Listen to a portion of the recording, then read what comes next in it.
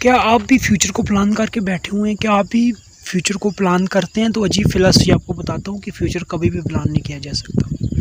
ایک دن کو اچھے سے گزار کے فیوچر کو پلان کیا جا سکتا ہے، لیکن آج سے 10 سال بعد آپ کہاں ہوں گے اس بات کی پیشن گوئی تو کی جا سکتی ہے، لیکن اس کو ایز اے فیوچر کبھی بھی کنسیڈر نہیں کیا جا سکتا۔ پتہ نہیں آپ اتفاق کرتے نہیں کرتے، لیکن حقیقت یہی ہے کہ فیوچر کبھی بھی پلان نہیں کیا جا سکتا۔ ایک دن کو پلان کر کے فیوچر بنایا جا سکتا ہے، لیکن فیوچر کو پلان نہیں کیا جا سکتا۔ آپ کا جو ماضی گزر چکا ہے اس کا چیپٹر کلوز ہو چکا ہے۔ آپ آج جیسے ہیں نا ایسا آپ کا فیوچر ہوگا۔